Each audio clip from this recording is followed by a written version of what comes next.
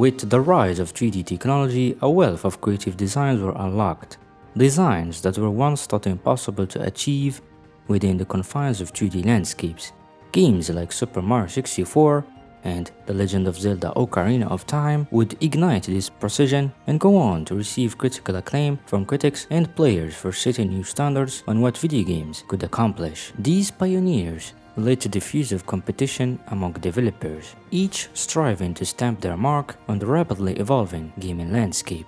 As developers scrambled to carve their own niche in this burgeoning industry, iconic franchises like Crash Bandicoot, Krow, and Spyro emerged, where each of them raced to bring their unique flavors to the 3D platformer genre.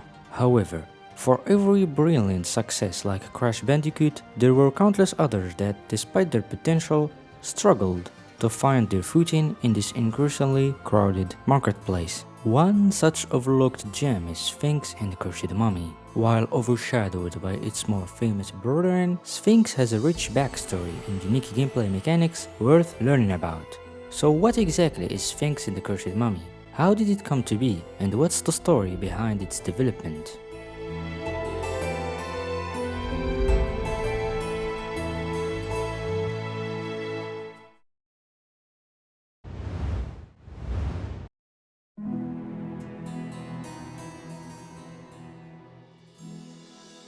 Our story takes us back to 1996 to the sun-dappled streets of Valencia, Spain, where a small, yet ambitious team of 6 individuals at Anybyte began to work on an animated film project they were hoping to pitch to potential investors under the guiding hand of Victor Garrido.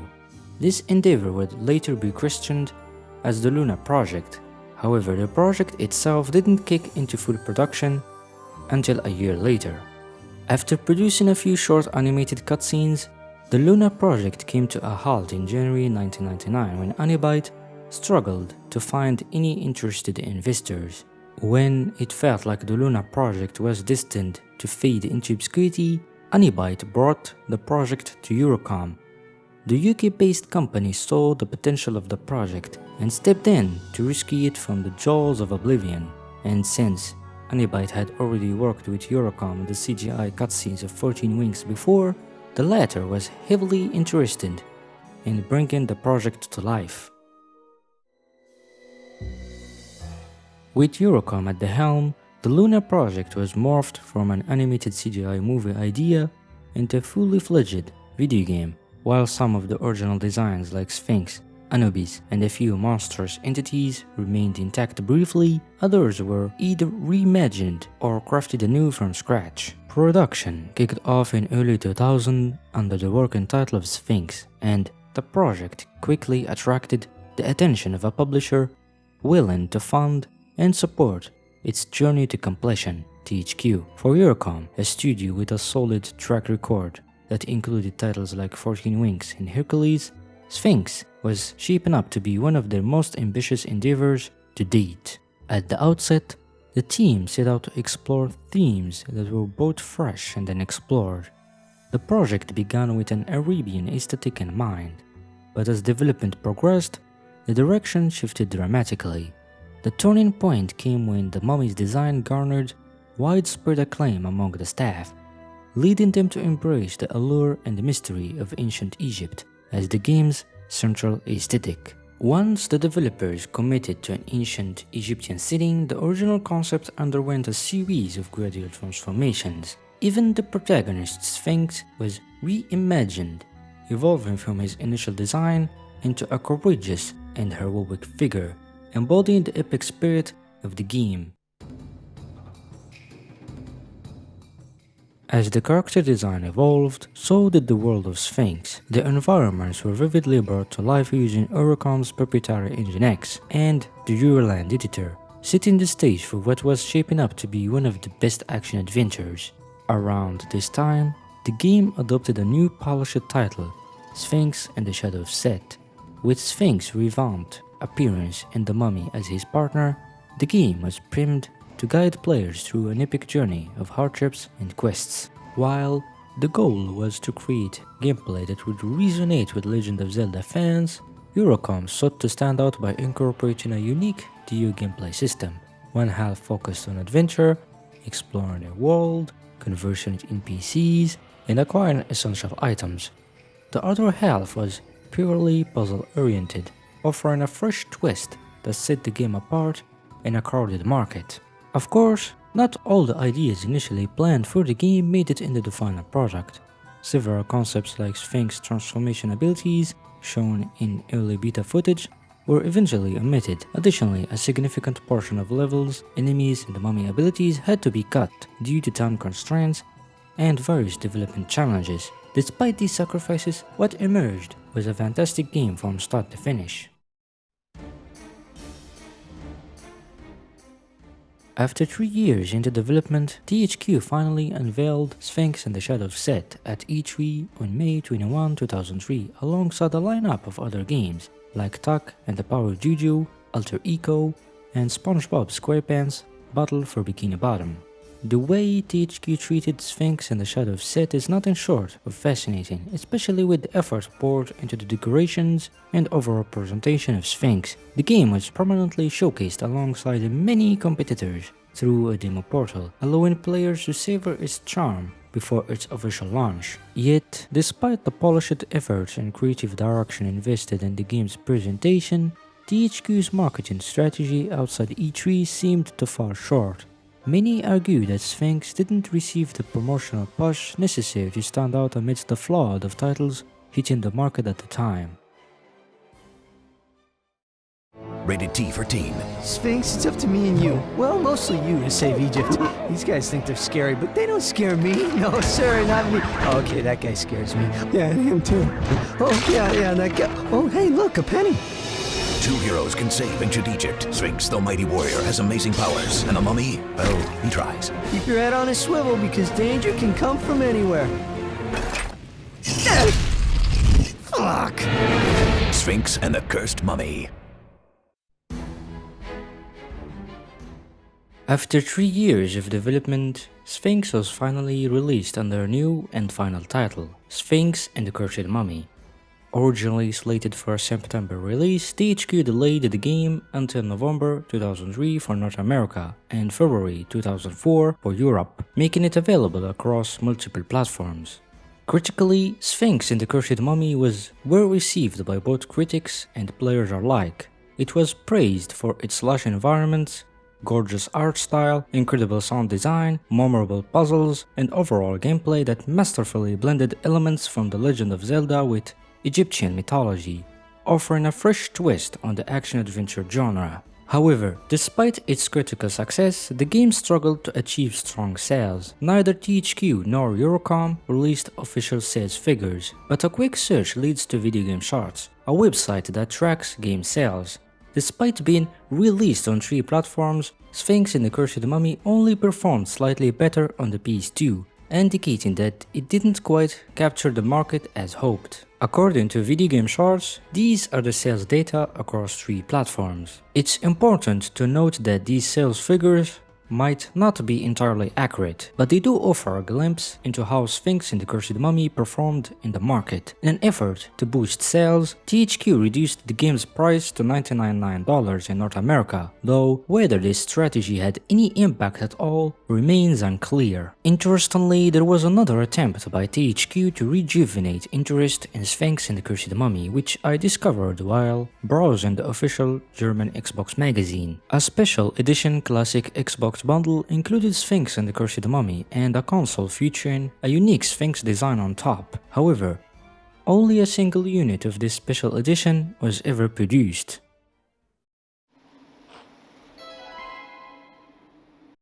Not long after Sphinx and the Cursed Mummy's landing on consoles, THQ attempted to expand the game's reach by publishing a Java-based iteration. This adaptation, however, was handled by the Canadian studio Humagade rather than Eurocom. Divergent from its 3D predecessor, the Java version adopted an isometric perspective, where players guided Sphinx through a series of levels filled with monsters to fight and items to collect. The Mummy also played a role in helping Sphinx navigate obstacles, though this iteration lacked the intricate puzzles that defined the original game.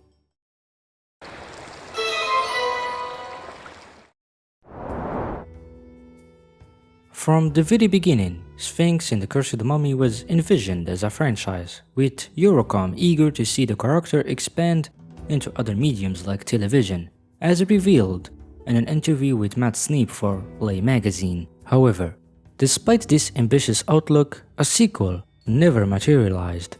Years passed after the game's release, and while the Sphinx community uncovered a few sketches hinting at a sequel, that was as far as the plans progressed. The sequel was never greenlit by THQ, largely due to the original game's disappointing sales. As a result, Eurocom retained the franchise rights for a very long time. Like many sequels, Sphinx 2 was set to pivot toward a darker tone, drawing inspiration from sources like Dante's Inferno. Unfortunately, that's all we know about the sequel so far. During this time, Eurocom shifted its focus to other major projects, including Spyro, A Hero's Tale, Batman Begins, and Pirates of the Caribbean at World's End.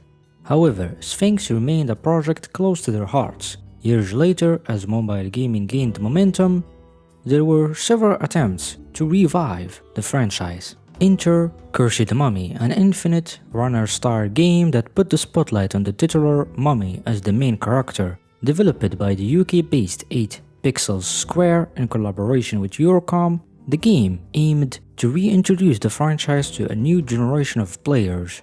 However, despite a few prototype demos being created, the project never saw the light of day, and Cursed Mummy was ultimately shelved before it could reach the public.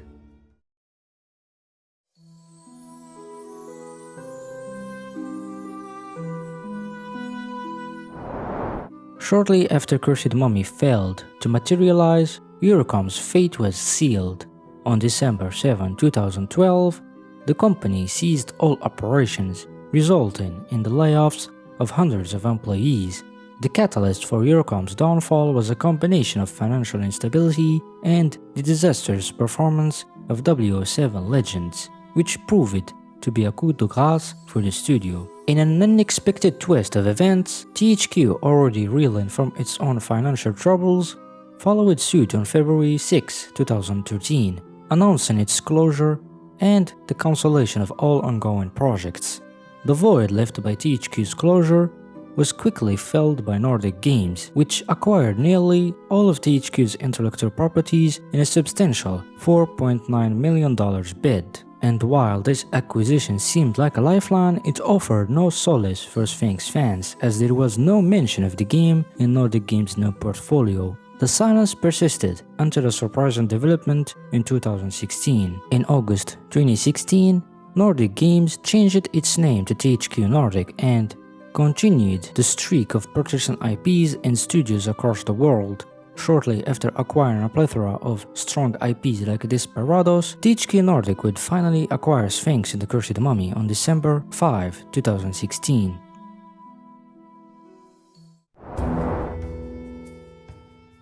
After THQ Nordic acquired the rights to Sphinx, hope for the game's revival was rekindled.